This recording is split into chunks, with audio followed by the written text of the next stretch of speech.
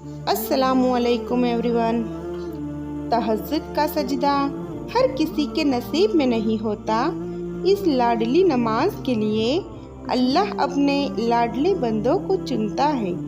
اللہ نے کہا ہے نا، ہر مشکل کے بعد آسانی ہے، مگر اللہ نے یہ تو کبھی نہیں کہا نا کہ مشکل کے بعد وہ آپ کو آپ کی منزل نہیں دے گا۔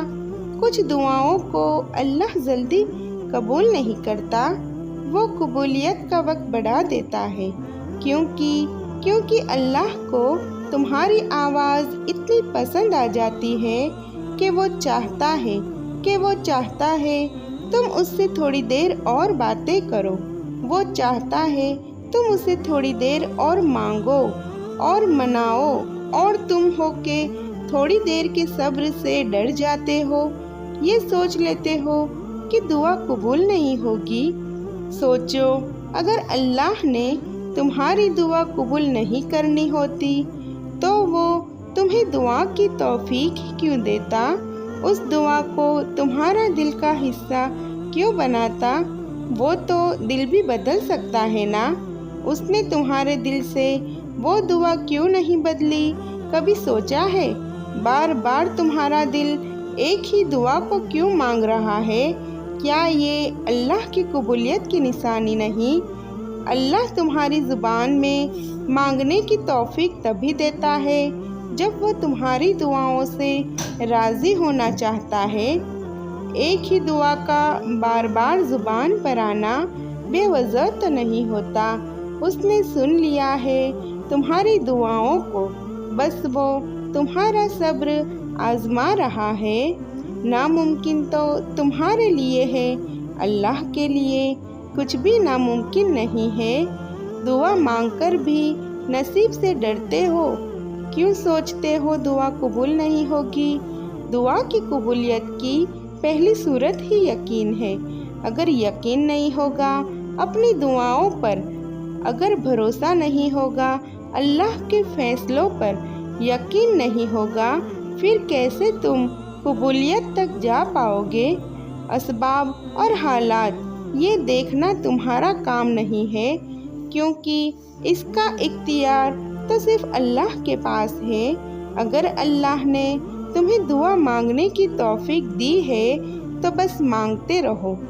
جب آزمائش دینے والا اللہ ہے تو آزمائش سے نکالے گا بھی وہی، جس نے راستوں کو دشوار کر کے تمہیں دکھایا ہے۔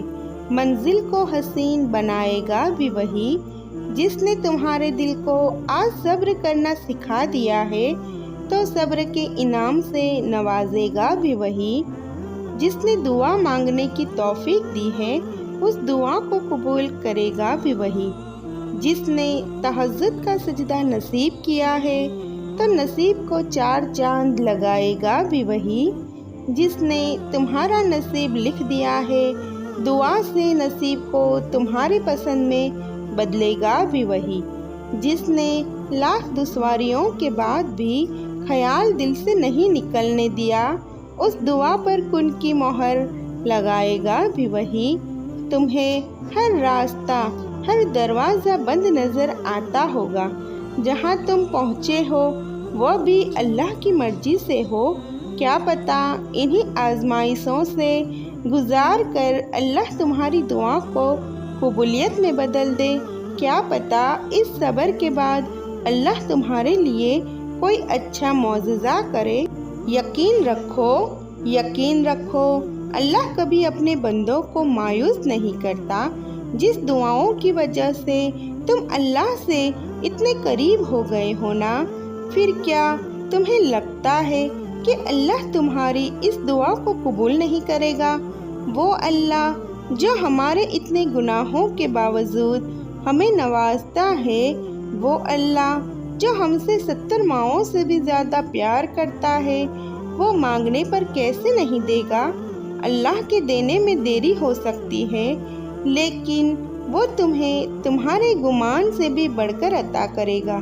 اللہ کبھی کسی کی جھولی خالی نہیں لوٹاتا۔ تم مانگو، بے حساب مانگو، بس مانگتے رہو، وہ ضرور عطا کرے گا انشاءاللہ۔ رب اگر دے تو کوئی چھین نہیں سکتا، کہ رب اگر دے تو کوئی چھین نہیں سکتا، اور اگر وہ چھین لے تو کوئی دے نہیں سکتا۔